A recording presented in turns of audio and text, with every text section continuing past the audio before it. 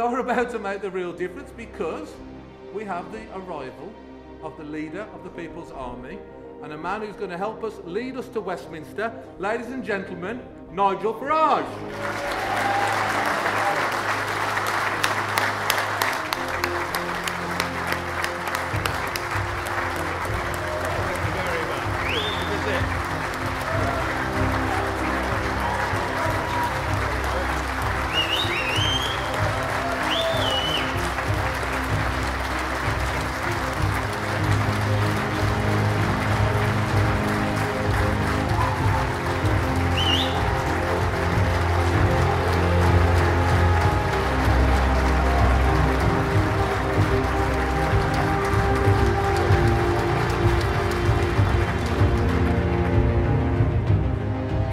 Everybody. And thank you very much for that warm reception. Now, let me surprise you a little bit by asking for a bit of audience participation. Who thinks Tony Blair's a good chap? Well, this is obviously not going to get off to a very good start. Because I think Tony Blair today has done us an enormous favour.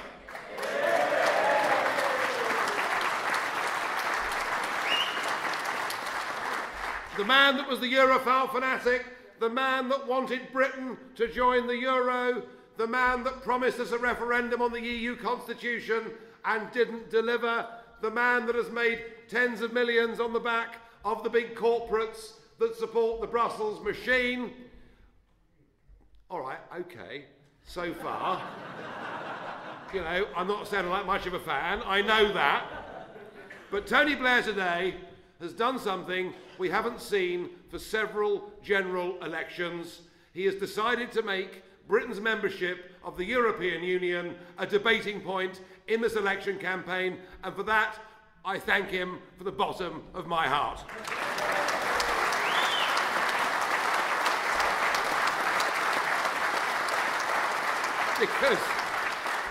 Because all the rest of them want to brush it under the carpet.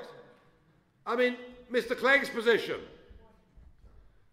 And by the way, I have to say that last year, Nick Clegg challenging me to 2-hour-long debates on national television.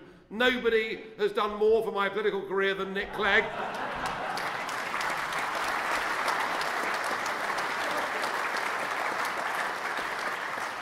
And of course, Mr. Miliband, who represents a political party that used to stand up for ordinary working men and women in this country, used his first speech of this election campaign to big up the giant multinational corporates who've done so much to depress the wages of workers, and who will not even consider giving the people a referendum on who governs Britain.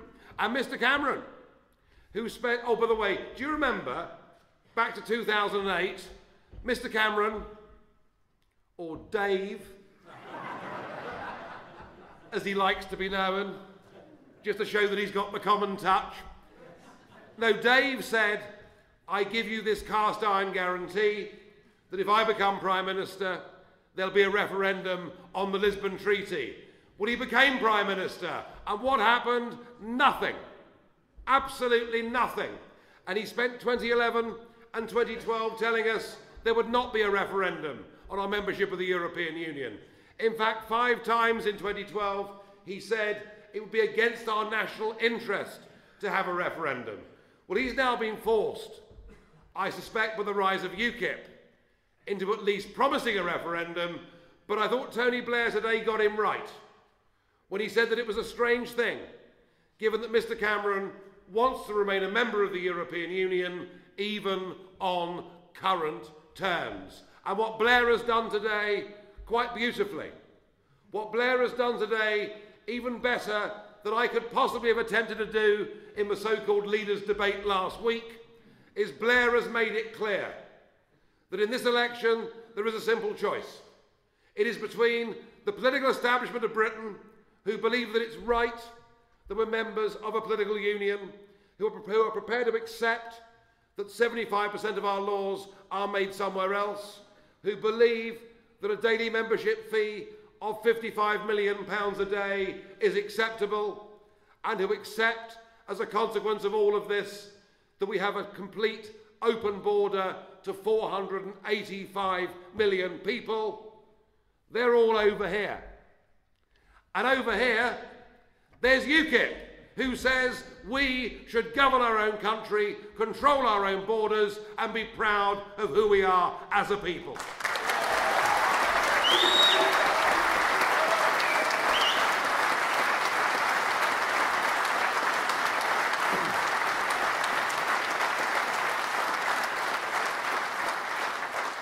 So thank you, Mr. Blair, for making it perfectly clear there are only two parties in this election, UKIP and the amorphous mass. And I'm enormously grateful to him. And I'm quite prepared. I mean, I can't obviously quite afford, and UKIP can't quite afford his normal appearance fee. But if he wants to do a public debate with me in any town hall in the country, I'll take him on every single night between now and the next election.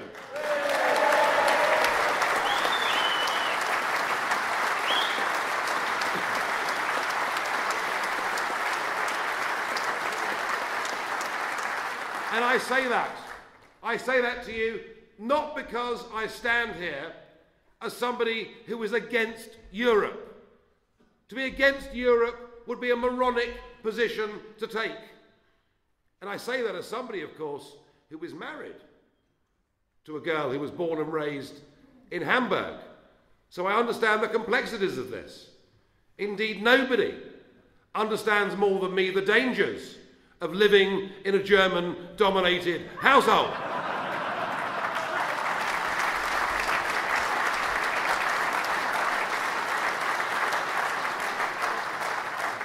But it isn't just UKIP. It isn't just the Brits that are Eurosceptic. Now you see right across Europe, from north to south to east to west, people from the right of politics, from the centre of politics, from the left of politics, saying actually, in terms of the big message, many of the same things that we in UKIP are saying. And what we're saying is this model does not work. This Europe is not one that any of us ever voted for. And what we want actually is a Europe of independent sovereign nation states that trade together, that cooperate together, that are happy to be next door neighbours with each other, but one in which we get rid of the European Commission, Mr. Juncker, and maybe we even cut back a little bit on the pension of Neil Kinnock and one or two others.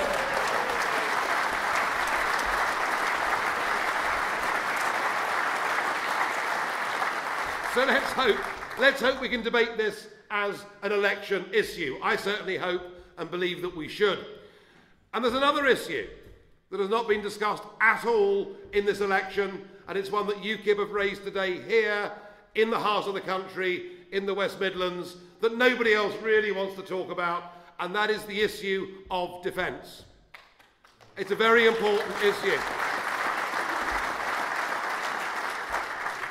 We're told there are no votes in defence, no one cares about defence, so it doesn't matter that we've slashed the British Army back in the course of this 5 years from 80 to 100,000, and they genuinely believe in Westminster that not keeping up with a NATO commitment of 2% doesn't matter. Well, I've got a message for our political class in Westminster. They are wrong about this, as they're wrong about virtually everything else. The first duty of any government is to defend the realm, and we as a nation care about defence, and we care even more about the men and women that have served this country in conflict and been treated so badly since they come back.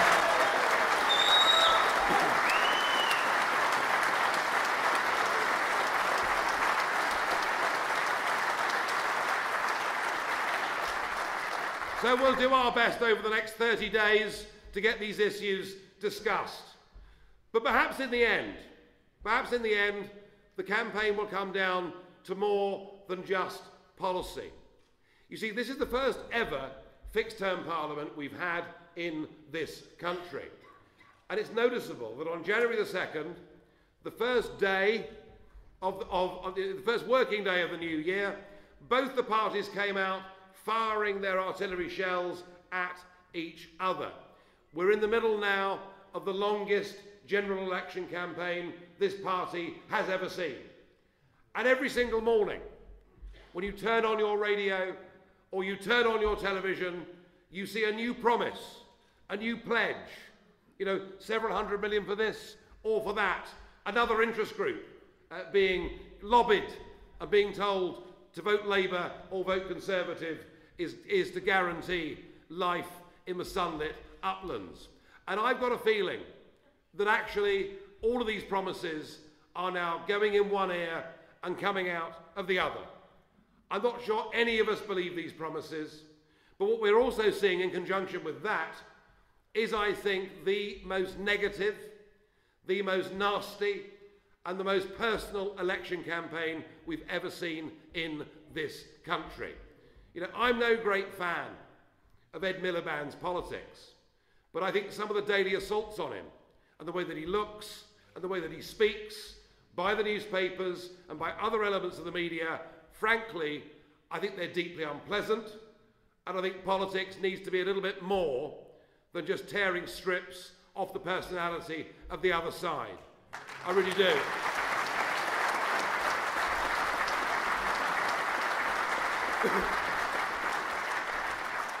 And the same happens from another wing of the press on David Cameron every single day.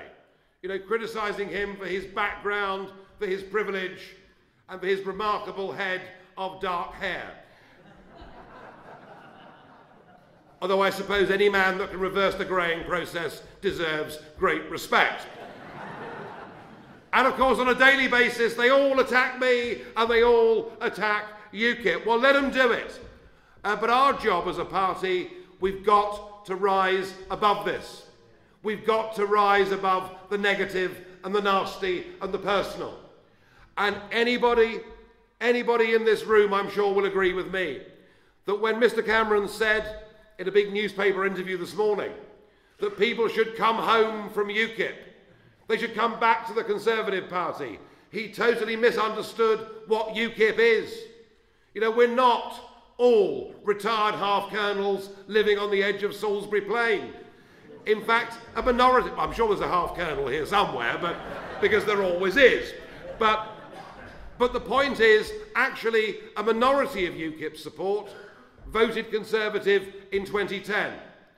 UKIP picks up support from Conservatives, disappointed, of course, at the expansion of wind farms on England's green and pleasant land and on our seascapes. It picks up support from Conservatives, disappointed that despite this coalition's pledge to you at this election, that they're the people to back because the economy is in sound shape, actually they've doubled the national debt in the space of 5 years. You know, our voters aren't just former Tories. And they're not going back to Mr. Cameron because many of them come from old Labour.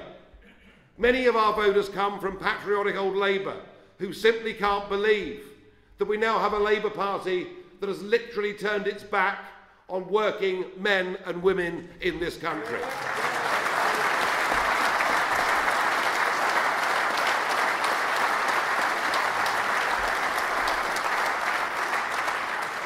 Because the truth is that uncontrolled mass immigration of unskilled and semi-skilled labour has had one undeniable effect upon families in this country. It has driven down their wages.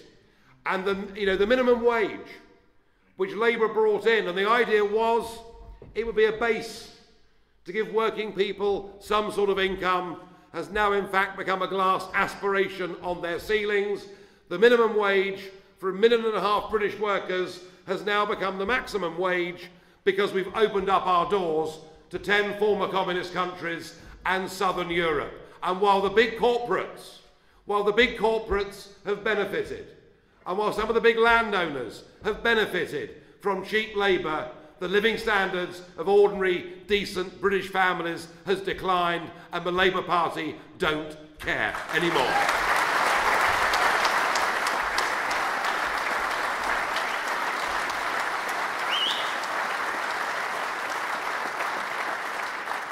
So a large lump of the Labour vote comes from, of the UKIP vote, sorry, comes from the Labour Party. And we also pick up some votes from the Liberal Democrats, believe it or not, who I think were voting Liberal Democrat on the basis of a plague on both your houses. That may be the one element of the UKIP vote that perhaps is a protest vote. But there's something else, folks, going on that is very much more interesting, that I don't yet think the commentators or the opinion polls have really understood. And it's this. And we saw it in Clacton. And we saw it in Haywood and Middleton.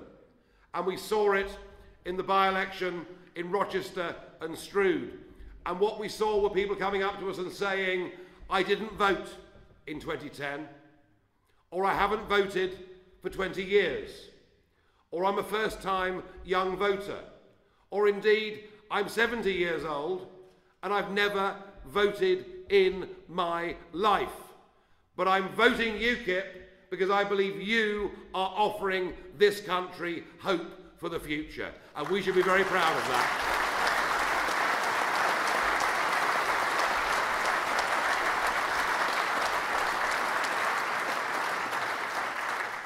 Now, we're still left with this idea that is pushed out on a daily basis by elements of the media and indeed form part of David Cameron's conference speech last September. And it's this.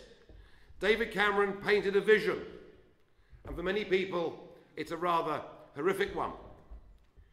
He said, if you go to bed with Nigel Farage,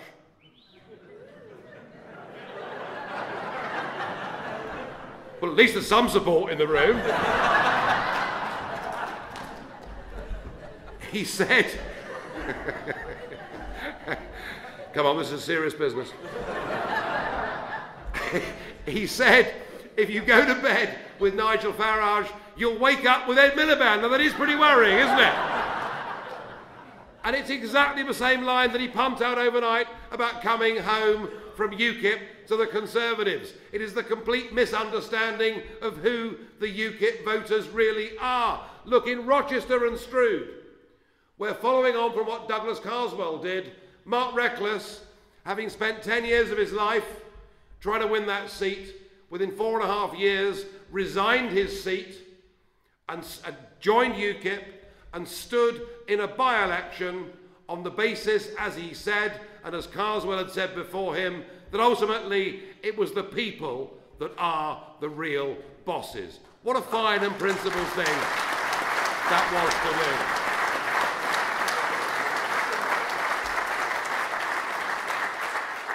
Now, after a by-election at which the Conservative Party said it would throw the kitchen sink, and indeed a by-election that had no fewer than 5 prime ministerial visits, despite all of that, Mark Reckless won that by-election, thank goodness.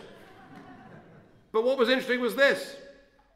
The UKIP share of the vote in Rochester went from 0 in 2010 to 42%. All right? The Conservative vote declined by 14%, 14%, and therefore 28% of the vote in Rochester was made up of people who had not voted Conservative in 2010. So by a multiple, actually, of 2 to 1, the people that re-elected Mark Reckless as the MP for Rochester and Stroud had not been Conservative voters. But that was even starker with what happened in that by-election on the 9th of September in Haywood and Middleton. A safe Labour seat. A seat in which, on the Sunday before the Thursday election, the Labour Party had a lead of 20%, according to the polls. And yet UKIP came within 617 votes of winning that by-election. I suspect, had we got another 618 votes, that Ed Miliband would no longer be leader of the Labour Party. And for that, I'm very grateful that we didn't win the by-election.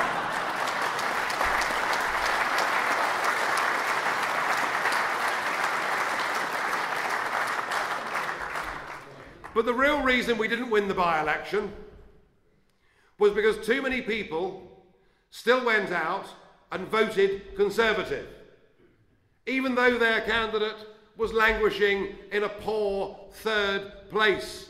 And the point was, actually, in Haywood and Middleton, if you went to bed with David Cameron, you woke up with Ed Miliband. And so the argument, frankly, is all to pot, isn't it? It really is. Now, I'm here tonight, following on from those by-election, 2 successes and 1 very close success, to say this to you. Don't listen to those who say to you, if you vote Conservative, you'll let Labour in. Don't listen to those who say to you that the converse is true. Don't listen to those talking about how the UKIP vote will split the other vote and let somebody else in. That is all negative stuff. What we proved in Rochester, what we proved in Clacton, is that in our key target seats, if you vote UKIP, you will get UKIP.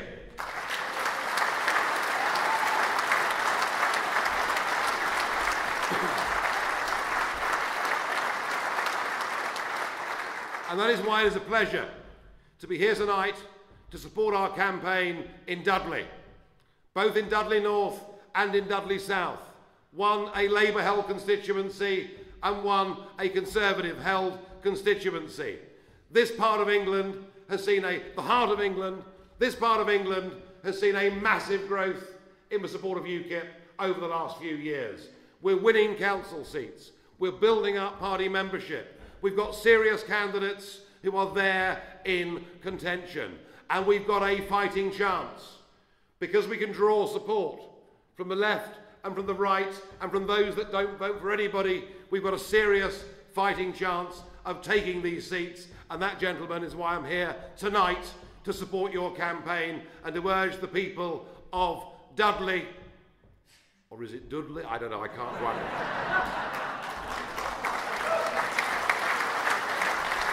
Close. To urge you to support our candidates to make this really happen. And I'll tell you something else about these candidates, about UKIP candidates, and perhaps a little bit about myself. One of the things that I believe has gone fundamentally wrong in British politics is that the front benches of our 3 established parties are now staffed by people who come from backgrounds and life experiences that are just too similar. So many of them go to the same handful of schools. So many of them go to the same university. So many of them do the same degree. So many of them, after that degree, go and work as researchers. So many of them become members of Parliament in their late 20s. And ladies and gentlemen, my view is this country is increasingly being run by a bunch of college kids who've got no experience of life and don't understand how life is out there for ordinary people.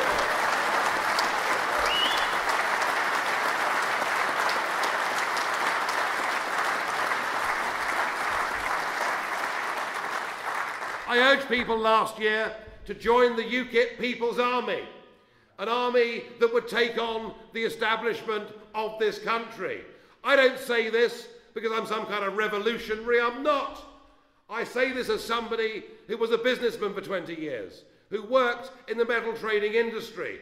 I say this as somebody who has got into politics because I believe something fundamentally has gone wrong. What they have done is they've given away our country. What they have done is they've given away our birthright. What they have done is given away control of our borders. And I want to take all of it back. I want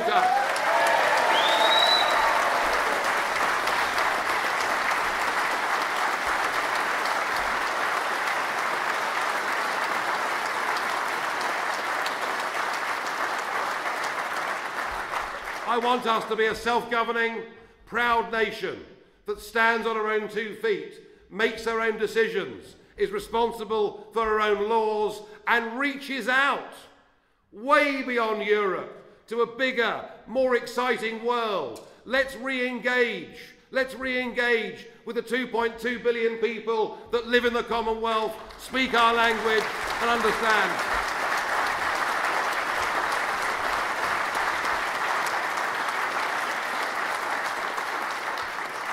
And let's turn the immigration debate from being something that has become a great negative in our country, and that's hardly surprising, given that net migration now runs 10 times higher than it did from Windrush until the late 1990s. Let's be the one party that can be positive about immigration, that can say, we will put in place an Australian-style point system so we can decide who comes to live and settle in our country.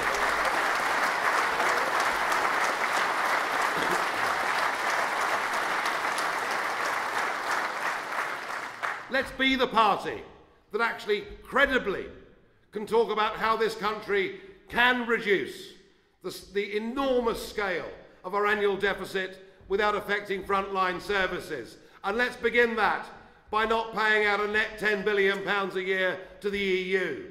Let's add another £10 billion a year by cutting the foreign aid budget, which this government believe is their finest achievement. Let's do that. And let's get some reality on the health service. You might have noticed I came in for some criticism last week over one or two comments I made about the National Health Service and health tourism. But I'm not the sort of chap that easily gets frightened away. So let me repeat the point.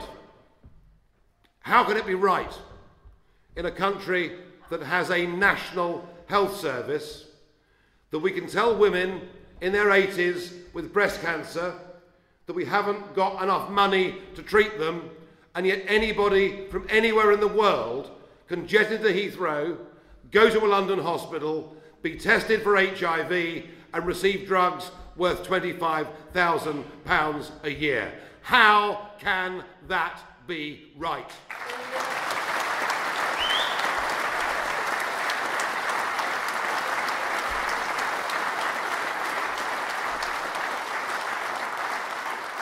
And this is not about being mean-spirited, narrow-minded or nationalist.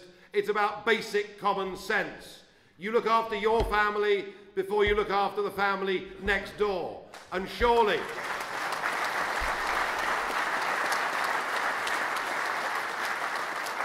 if it is the duty of government to put defence of the realm first, it is the duty of government, secondly, to put the well-being of our own citizens first, and only UKIP in this election campaign is unashamedly patriotic and proud and will stand up and say, let's put this country first, let's put the great back into Britain. Thank you.